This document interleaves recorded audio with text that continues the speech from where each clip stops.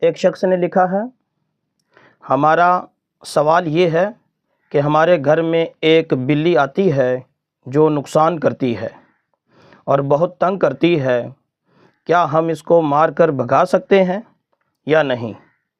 ہمارے محلہ کے امام صاحب کہتے ہیں کہ بلی اگر نقصان بھی کرے تو اسے مار نہیں سکتے، جب کبھی مارنے کی ضرورت پیش آئے تو کپاس کی روئی سے مارنے کی اجازت ہے، اس سے زیادہ نہیں مار سکتے۔ بنی اسرائیل کی ایک خاتون کو صرف اس وجہ سے جہنم میں ڈالا گیا کہ اس نے بلی کو مارا تھا۔ مفتی صاحب، اب ہمارے لیے کیا راستہ ہے؟ جی میرے محترم بھائی، پہلے تو آپ کوشش یہ کریں کہ اس بلی کو کسی طریقے سے پکڑ کر کہیں دور چھوڑ آئیں۔ اگر یہ طریقہ کارگر ہو جائے تو سب سے اچھا ہے، اگر یہ طریقہ کارگر نہ ہو تو پھر بلی کو مارنے میں کوئی مذائقہ نہیں، حتیٰ کہ اس کو قتل بھی کیا جا سکتا ہے، جان سے بھی مارا جا سکتا ہے۔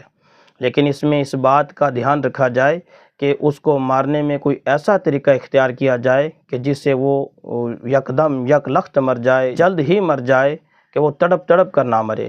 یعنی اذیت دے کر مارنا منع ہے، اس میں کوئی بلی کی خاصیت نہیں ہے، کسی بھی جاندار کو اذیت دے کر مارنے کی ممانعت ہے، شریعت اس کی اجازت نہیں دیتی۔ رہی آپ کے محلے کے امام صاحب کی بات کہ اگر کوئی بلی کو کبھی مارنے کی ضرورت بھی پیش آ جائے تو روئی کے گالے سے مارا جائے، روئی کپاس کی روئی سے مارا جائے، اس سے زیادہ مارنے کی اجازت نہیں، تو یہ نری جہالت پر مبنی بات ہے، حقیقت کے ساتھ، شریعت کے ساتھ اس کا کوئی تعلق نہیں۔ اور جو بنی اسرائیل کی خاتون کا جو ذکر جو حدیث میں ملتا ہے، تو میرے محترم بھائی اس کی وجہ بلی کو تڑپا تڑپا کر مارنا تھا، بھوک سے مارنا تھا کہ اس نے باندھے رکھا بلی کو، نہ کھانا دیا نہ پینا دیا، اس سے وہ تڑپ تڑپ کر مری، جس وجہ سے اس کو عذاب دیا گیا۔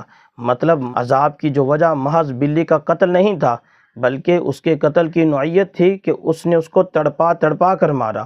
تو اس میں کوئی بھی جاندار ہے اس کو تڑپا تڑپا کر مارنے کی اجازت نہیں ہے۔ اگر کسی جاندار کو مارنے کی ضرورت پیش آتی ہے تو ایسے تیز دھار آلے سے مارا جائے کہ وہ جلد ہی مر جائے۔ لہٰذا اگر آپ اس بلی کو کہیں دور چھوڑائیں تو سب سے اچھا ہے، اگر یہ صورت کارگر نہ ہو تو پھر آپ اس کو مار بھی سکتے ہیں۔